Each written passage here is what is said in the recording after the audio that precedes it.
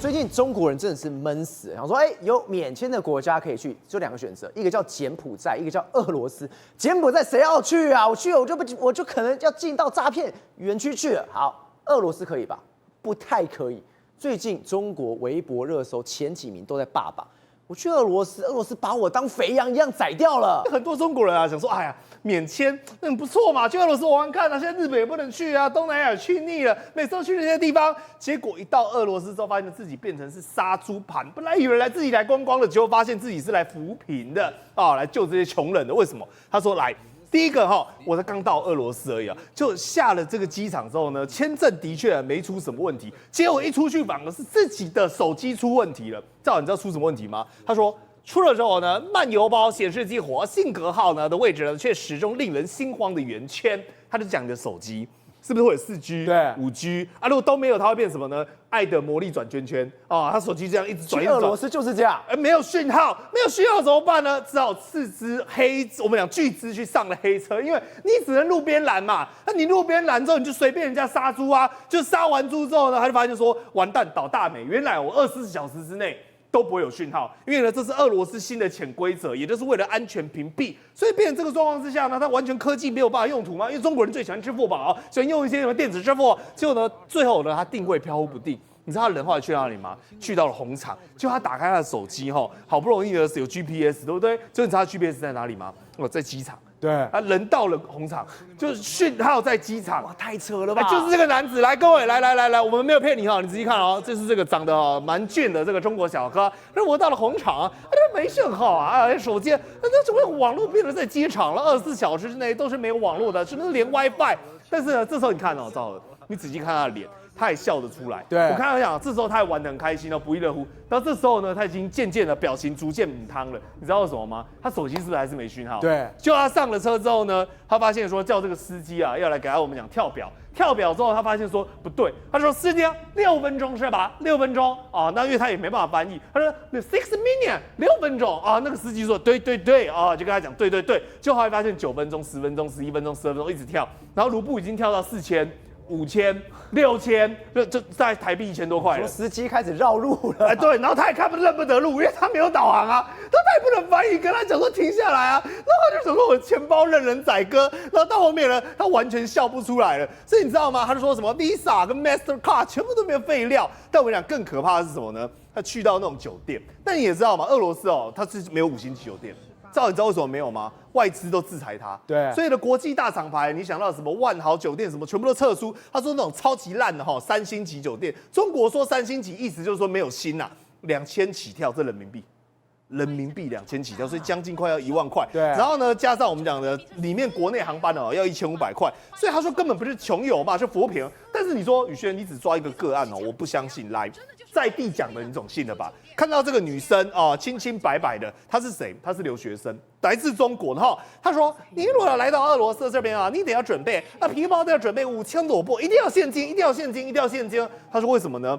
因为这是过路费。对你常常走在路上的时候呢，你就要保证你运气好。你如果运气不好的时候呢，刚好遇到黑警黑警会干嘛呢？就跟你我们讲公定价，不啰嗦，5000卢布，而且是一个所以说你如果要遇到2个的话，你要准备1万就是他一个就是给你拿5000所以呢，他就是你大概就是我们讲的5000卢布多少的台币呢？我们讲也是要将近快我们讲了2000多块，所以也是很多。所以你知道吗？更扯的是什么？真的有这个是有影片的，这就不是我们刚刚讲的那个是影像而已有一个人他就一样上了这个黑车之后开始打车之后呢，他就跟这个司机叫，然后说这个司机很规矩，你知道为什么很规矩吗？他有跳表，就后来发现这个跳表是他自己安装的跳表。就不是官方的，他自己发明的跳表系统，还有自己的跳表系统。对，然后他搭了大概20分钟，等到他下车的时候呢，他发现说不对，不贵啦，人民币918。带新台币才4、5千块，哇塞，搭20分钟，4、5千块，而且我有看他的路程都在塞车。后来他下车之后，你知道怎样吗？是路边的俄罗斯阿嬷看不下去，阿嬷冲出来跟那个司机理论，最后呢，他付了2000块，悻然走人。所以俄罗斯人根本是把中国当成猪仔一样、肥羊一样开始宰的。对啊，因为他们现在根本没有其他国家可以赚钱嘛，也没有旅客来，而且你不要以为说这是对所有游客都这样，不是当地的人有讲哦，俄罗斯人专杀中国人，因为他们觉得中国人又盘又笨又懦弱，最好欺负。所以你知道，连那个女生哦，我们讲去到餐厅啊，要点饺子，想说要来到俄罗斯吃点高级餐厅啊，哇，你看这个餐厅啊多亲切啊，还特别的那个叫什么，有简体字，有这个简体字菜单啊，这是中文字哎，对，明码标价啊，你看这个土豆丝150卢布，哎呀，哦特别便宜啊，就买看这150卢布的土豆丝，就结账的时候哈，他点了饺子哈，饺子550块哈，来照你知道变多少钱吗？哈，因为它有一个小数点嘛啊，他就把后面这个小数点稍微往后移，多一个零。全部都多一个零，550块饺子变成一盘5500块的饺子。对，所以你看，最后饺子一盘，我们讲他总共吃完这5500块，然后他拿着翻译呢跟他们在那边吵。但我问你，为什么俄罗斯官方会容许他们这样？因为理由很简单，俄罗斯真的没钱了。我们最近是不是在讨论到俄罗斯它石油出口的问题？因为全世界制裁，那唯一会跟他买的国家都是中国嘛，那中国又一直跟他压价格嘛，所以你知道吗？他最近一期它的我们讲的石油出口的这个金额大概1609亿新台币。那你知道这个惨在哪？我们把它跟这个过去2020年疫情 COVID-19 期间做比，那时候1589。所以你知道什么意思吗？他们的经济打回到 COVID-19 了。我们已经脱离 COVID-19 那么久了，结果呢，他人还活在这个 COVID-19 里面。但是问题是什么？问题是现在的俄罗斯他一方面既要去吃中国的豆腐呢，但一方面呢，为什么又怕中国去翻盘？这一张是普丁，这 BBC 他做的一个特别报道。这个标题说什么？他说如何才能让普丁停止俄乌战争？川普跟乌克兰最后的王牌习近平。他只能靠习近平。对，你知道为什么他说要靠习近平吗？因为整个俄乌战争里面你希望说习近平呢能够来我们讲主动去介入或者是 engage， 但问题是什么？你知道吗？问题是因为现在美国对中国持续的在制裁，那变成制裁的状况下，原本俄罗斯想说我们这样双边开战对于中国来讲呢，可能反而更有好处。所以这个情况之下，他不然会变成是说，那你就继续打下去就好了，因为你战争越打下去，我中国至少可以让美国去分心嘛。但是你知道吗？中国现在对俄罗斯的情感也非常矛盾，不只是他们一般的民间在骂这件事情，这个东西叫做清朝条约全集。对，来赵和，这个里面你知道写的是什么吗？你不要以为是一些好事，转播弄起拍康你自己想想看，清朝所签下的任何一个条约。跟其他国外什么八国联军跟俄罗斯哪一条会是好的？通通都是割地赔款嘛。所以你知道吗？后来中国网友发现一件事情，你看他是清朝割让给沙俄领土比较多，包括海参崴等等。结果你说这个清朝条约全集现在在中国不能卖了。对，你怎么可以？你刚刚怎么把它讲出来了嘛？这个都下架，都下架，把这个书直接下架就看不到，因为为什么？那中俄现在要关系好棒棒嘛，就有网友就很调皮，把这地图做出来。你有没有看到这个红红的？你有没有看到这个红红的？你知道这个红红是什么吗？这俄罗斯侵占中国领土，他们就开始在数说我们还是要讲究历史包括呢这个中俄的恰克图条约被割让了10万平方米的土地这个爱辉条约割让了60平方公里的土地这个我们讲中俄北京条约40万平方公里的土地，堪分西北界约，我跟你讲，各位加起来上百万了啦，就几百万平方米的土地了，都被俄罗斯给侵占。后来他们发现这本书里面呢，相较于八国联军占中国最多土地的叫做俄罗斯，但是你有没有记得一件事情？面对日本跟我讲叫个2声，中国这边喊说主权我们领土完整你不要给我来这一套啦，我跟你输赢我打你啦。就俄罗斯呢，把他们这么多土地都占了，中国连屁都不敢放，然后呢，只会自降国格呢，自我矮化，把这个东西赶快藏起来，不要看。对，现在中国真的是也太尴尬。刚刚俄罗斯的这件事情，什么事都不敢讲，把书赶快先下架起来。结果在国际上面，来，我们看到这个画面，这画面是什么？是我们的台湾茶去法国的巴黎去参加比赛，得大奖了。结果你看到中国人，中国的外交大使在那边呛虾，台湾只是一个省份什么什么一大堆的，就闹了一个国际笑话之后，现在这件事情有平息吗？没有现在反而中国一闹，现在台湾的声量越来越大了。对，你知道为什么他够狼玩事实上这个比赛是已经举行了好几届了，今年刚好是第8届是在12月初的时候就颁奖。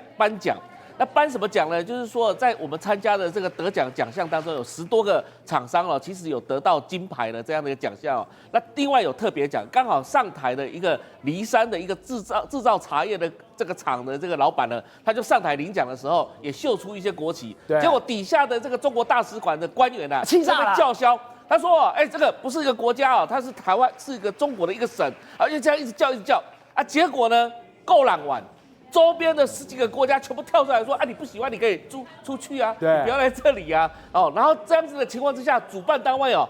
本来是顺他们意在那个网站上面是写这个台湾中国的一个省，但是呢，结果全部都改成就不是台湾了，也就是说把这全部的名称台湾参加者后面的国籍全部都改成台湾，而不是什么一个省之类的，所以这也就是什么适得其反嘛。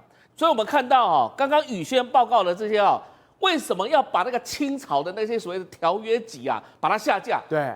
开玩笑，那个如果真的大家真的仔细去翻这些资料的话，可能到最后火会烧到中国的中央政府啊，是这样子，会烧到他自己所以他才那么急说不准卖，不准卖，通通下架。对，因为你按照那个条约一条一条去看的话你把图整个都画出来的话，发现到说，原来侵略中国最多的领土的是俄罗斯，是以前的第2时代跟后来的苏联时代，对，甚至到什么到中华人民共和国建政以后啦，江泽民还出卖他的国土啊。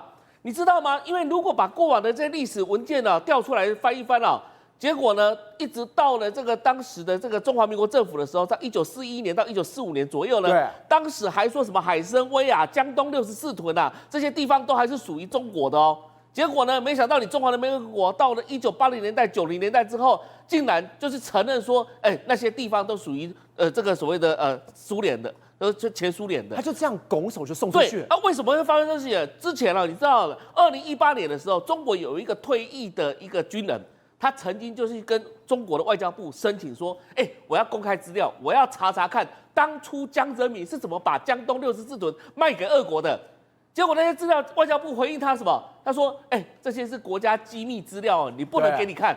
那结果那个他在外交部还告诉他说，你不爽的话，你可以去什么去打行政官司行政诉讼。结果后来他就去什么去行政法院去告等等之类的，结果一直告上去之后，结果都被驳回。也就是说，中国官方都不愿意去承认了，而且把那些资料全部都扣在他的档案里面，完全不给老百姓看到。为什么会这样子呢？因为他们真的很害怕俄国。他们真的对俄国来讲的话，都是拱手让领土给他们。那你说反向回来，你跟日本在那边争什么钓鱼台你跟日本这边吵这些领土问题，你跟台湾这边吵这些问题，上面来讲是40多万平方公里的，对，台湾才3万多，你40多万平方公里为什么不拿回来？你为什么去找这3万多的这个东西？所以就代表什么？柿子挑软的吃嘛。它就是中国政府柿子挑软的吃嘛。大家说真的，领土侵略最多的是俄罗斯，是以前前苏联第2时代。结果现在来讲的话，你跟周边这些国家、海洋国家那边吵什么？真正的就是你要去跟俄国吵。结果没想到，你中国到俄国去一杯咖啡350块被削了，被当盘子。那是当然必然的嘛，因为你政府本来就是对他磕头的嘛，所以呢，有事赶快去找俄国要领土，不要跟周边国家骚扰其他周边国家。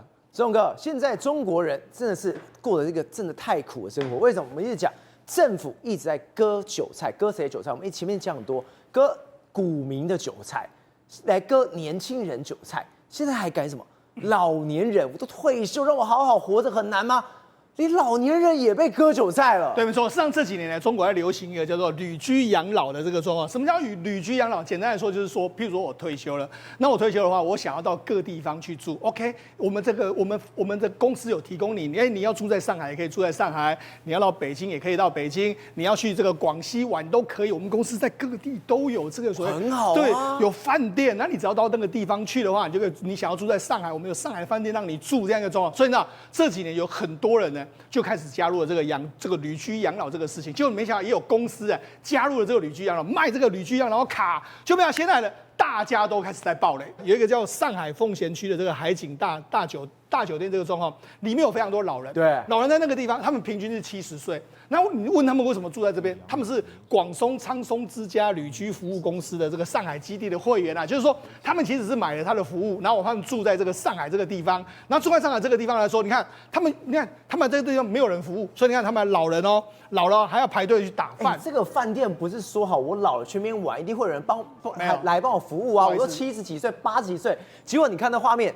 真的还要自己打饭吃饭？我们已经爆雷，我们这个饭店给你吃饭就很不错了。那看老人在排队吃饭，就有点像是回到这个还是当兵这样一个状况。然后另外他们里面来说，冰箱，然后你要自备冰箱，不好意思哦，我们这里面也没有网络可以用啊，所以你要自己买冰箱进来，然后没有网络可以用，你要自己想办法去弄你的。如果你要上网的话，不好意思这样。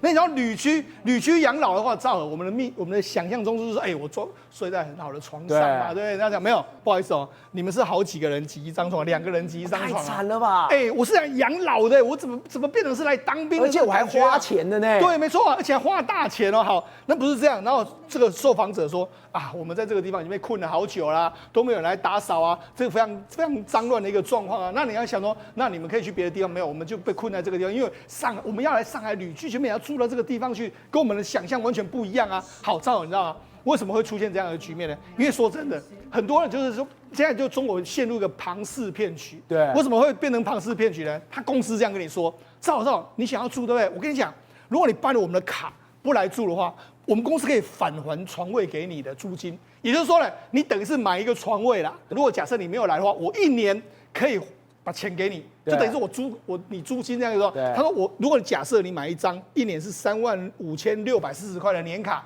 不来住的话，我们1年可以给你3960块。